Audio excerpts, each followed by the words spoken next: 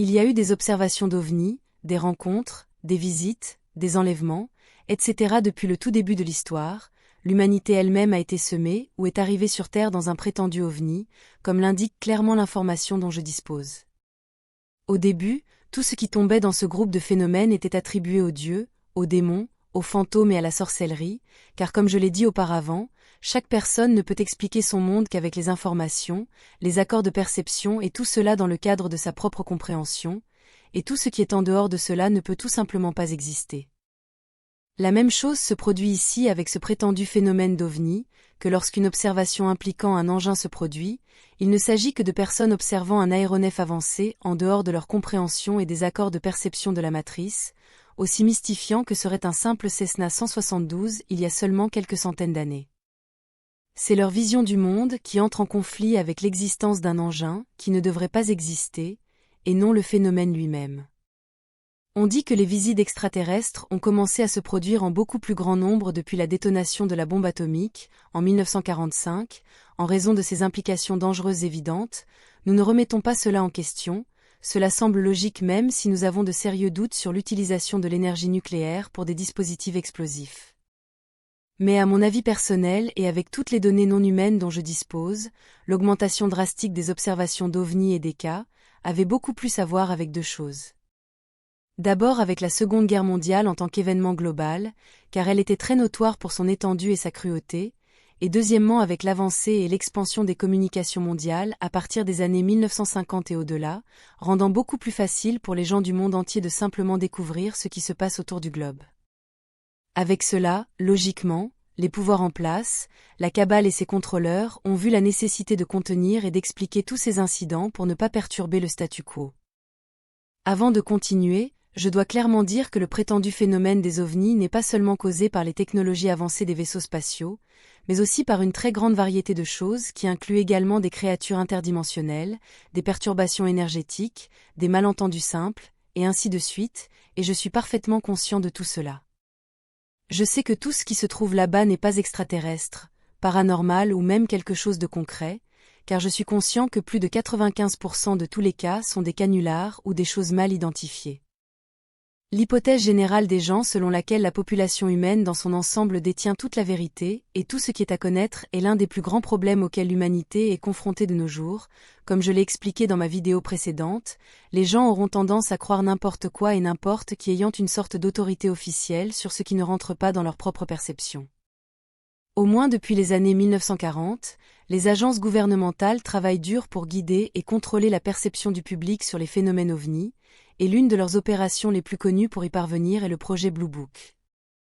Ils ont déguisé une campagne de désinformation comme une recherche publiquement approuvée et transparente sur les phénomènes, et cela a toujours fini par disqualifier tous les incidents comme des malentendus, des phénomènes atmosphériques ou de simples canulars.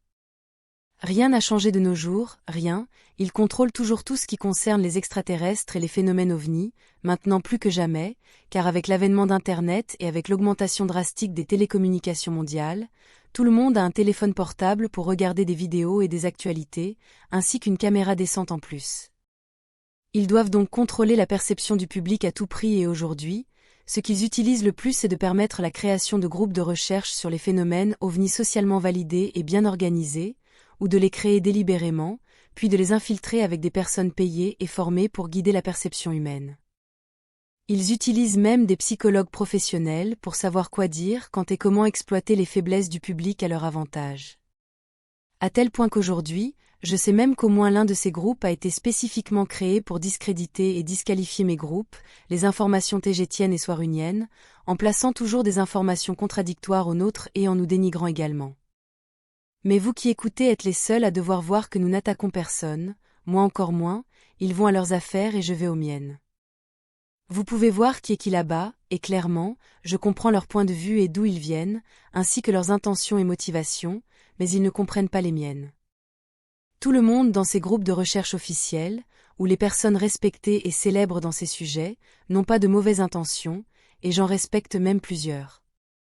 Je comprends comment ils doivent travailler et avec quelles restrictions, surtout parce qu'ils ne doivent jamais aller à l'encontre de ce que la religion scientifique établie sur Terre leur impose, sinon ils font face à l'ostracisme, donc ils doivent se conformer.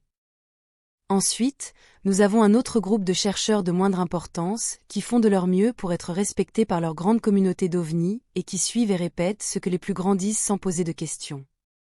Ensuite, il y a un autre problème avec tous ces grands groupes de recherche sur les OVNI et les organisations bien organisées et publiquement approuvées. Comme je l'ai expliqué dans ma vidéo précédente, ils veulent tous et s'efforcent de faire rentrer tous les phénomènes dans la petite boîte réductionniste et matérialiste de la science terrestre.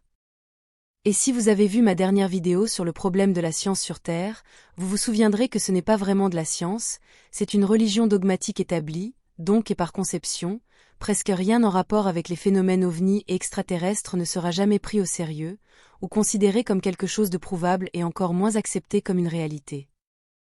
Car il ne peut jamais y avoir de preuves satisfaisantes pour leur religion dogmatique hautement contrôlée se faisant passer pour de la science. Et cela ne sera jamais accepté en raison du simple fait que tous les phénomènes extraterrestres et ovnis viennent évidemment de l'extérieur de leur matrice établie, faussement prouvée scientifiquement comme une réalité autonome qui ne peut pas être appliquée à quoi que ce soit en dehors de la boîte socialement acceptée de la Terre, et donc ne peut jamais expliquer ce qui vient de l'extérieur. L'ufologie, et tous ces groupes de recherche sur les ovnis socialement acceptés, sont limités par leur boîte pseudo-scientifique dogmatique qui les amène à négliger et à discréditer automatiquement même des choses évidentes qui sont devant leurs yeux, en expliquant tout avec un raisonnement réductionniste simple. Ensuite, nous avons aussi des groupes religieux délibérés et organisés qui tordent leurs propres enseignements pour s'adapter aux attentes technologiques d'aujourd'hui, inventant de faux sauveurs de l'humanité en utilisant leurs mêmes avatars anciens avec une touche moderne, en leur ajoutant des vaisseaux spatiaux et en les plaçant toujours combattant le mal.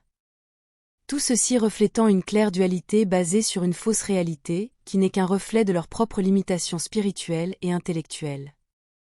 C'est pourquoi je suis parfaitement conscient que moi et mon groupe ne seront jamais reconnus comme quelque chose de réel, par aucun de ces groupes officiels, ou par aucune de ces personnes avec un grand nom au sein de cette communauté, mais je ne demande pas une telle reconnaissance, car je sais qu'ils ne peuvent pas me la donner, et je suis parfaitement bien avec ça parce que je sais que ce serait un suicide professionnel pour eux.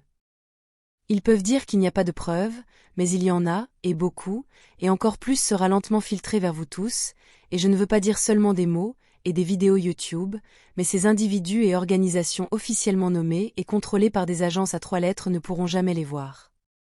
Il manque simplement de la capacité nécessaire, néanmoins, peu importe à quelle hauteur ils peuvent sauter, ou combien ils peuvent donner des coups et faire des caprices, nous sommes toujours là, et cela ne changera pas le fait que je suis réel et que j'écris ces mots depuis un vaisseau spatial en orbite.